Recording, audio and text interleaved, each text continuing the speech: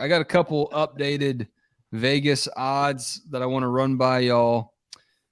First thing, updated national championship odds. Georgia leading the way at plus 220.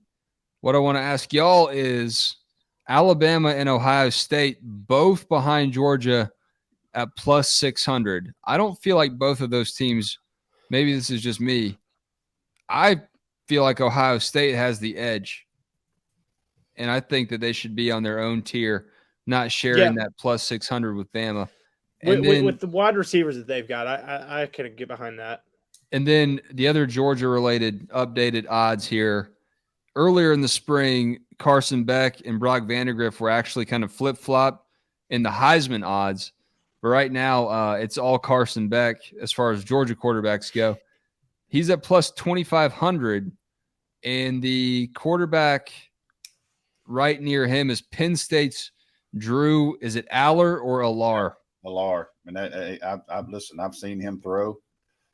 And we'll not get off subject tonight, but that guy has got a cannon. And that running back they got, Nicholas Singleton, was one of the best running backs I have seen in a while. Okay. Absolutely. I'm telling you now, those two dudes, they were in Texas with us at the All-American Bowl. And I told our good buddy Sean Fitz, who is now on 3 with us at Penn State site, I texted him. I said, hey, y'all got 2 dudes coming.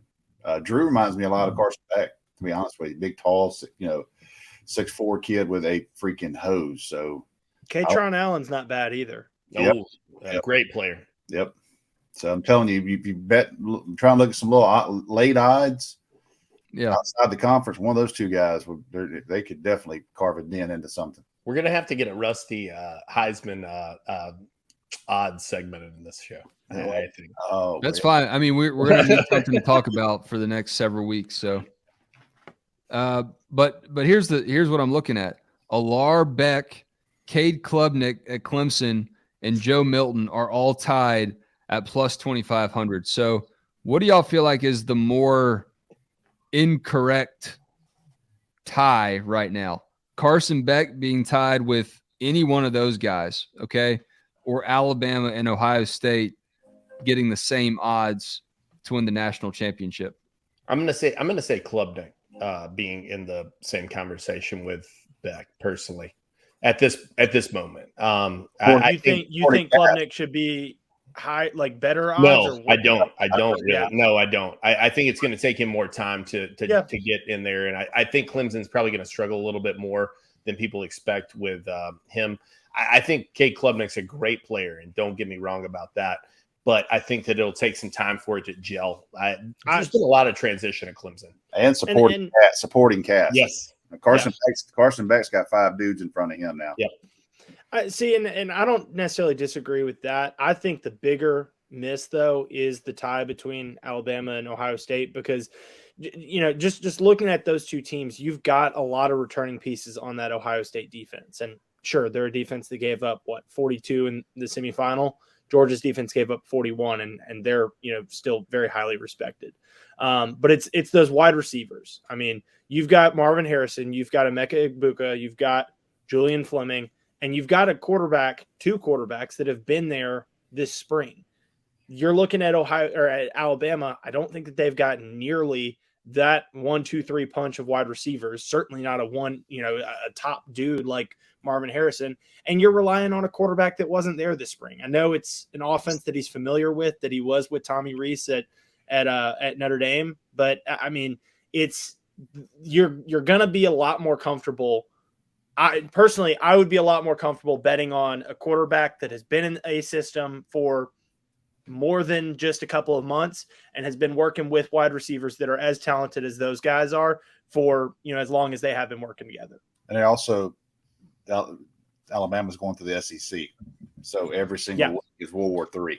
Well, the one thing I'll say about Ohio State, too, is I really question their ability to win Game 12 right now because Michigan does bring back a quarterback. Michigan does get them in the big house. And Michigan is I mean, listen, there's a paternity suit going on, and Michigan could be the father. I mean, the swabs have taken place, and we are matching DNA as we speak.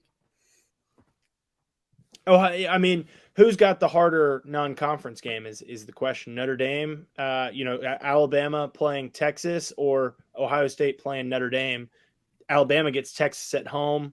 Ohio State goes to Notre Dame. But I just think it comes down to game 12, because if they lose, then they're out of the Big 12 championship game more than Big likely. 10, but yeah, Big 10, yeah, Big 10, Big 10 that has 12 teams and will have 14. Yeah, and then they've got they've got to try and backdoor their way in again this next year, and that's just not a given. That's kind of a little bit of a tougher thing to do than it seems like. So that's kind of what I'm interested in there with Ohio State, and one of the reasons I think that, on paper, like if they had to play the exact same schedule, I would probably favor Ohio State.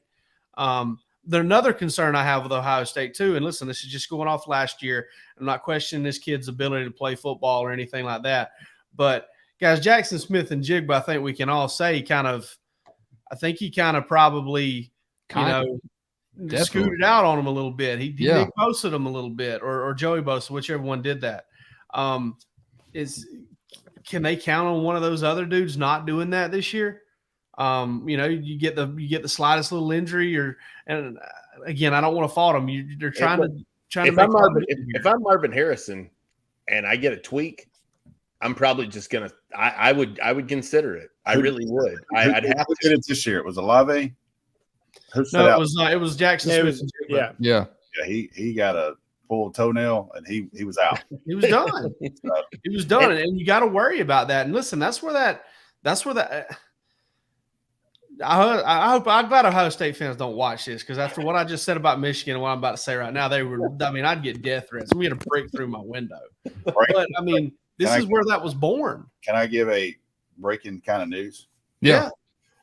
The first person that I ever heard from about Dylan Raiola, kind of in a tweet and saying this guy could be the best player in the country, was from Dan Orlovsky. He just tweeted, hearing big things happening in Athens at Georgia football. Fire him up. So, that was Dan Orlovsky said that? Just now. So I'm not saying that. I'm just saying this guy knows that family, kind of. So maybe that's what he's talking about.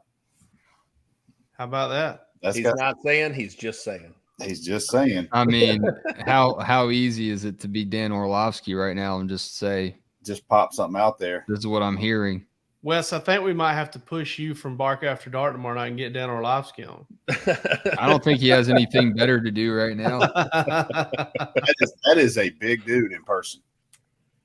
Dan's tall. Yeah, he could hardly fit in his own end zone that one time. It's like Dan Orlovsky's done so many fantastic things.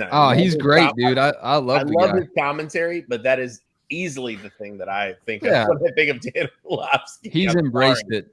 Yeah. I don't know what's more infamous, though. I don't know what's more infamous, Dan Orlovsky running out the back of his end zone, or Gus Frerotte just lighting himself up into the wall that time.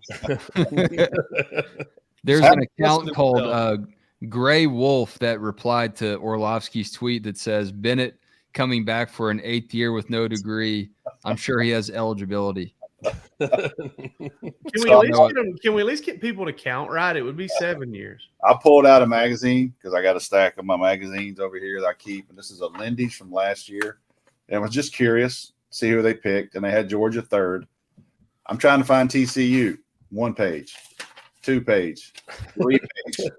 On the 4th page, number 44, TCU played a national championship. So, and I don't think anybody ripped Lindy's going, hey, y'all lost your damn mind. TCU's not 44th in the country. So, that's this might be a discussion for another night, but who could be this year's TCU? I think we bring that next. I think give everybody a week and let's regroup on that Sunday, Wes. So I think we should come back with that to everyone. While we brought up Penn State, would they count, or are they too highly? We said we were doing this next week, Palmer. I know. We brought up Penn State. We brought up this conversation this week. Man. I brought up someone in the comments. Joey Plimal said, visualize 14-0 Georgia against 14-0 Florida State. Florida State's getting too much hype right now. I would say the Seminoles, but I'm kind of scared. I feel like everybody's on them. I'm worried for Mike Norvell personally. I mean, because the expectations are so high that if they stumble a bit, I think it is going to be. I don't know. I'm not saying he's going to get fired, but I think people are going to be very, very upset given what everybody's talking about around that. That LSU FSU game week 1 is going to be really fun to watch, and I believe it's that Sunday night, maybe even the Monday. Yeah, that was a great way to start the season last year.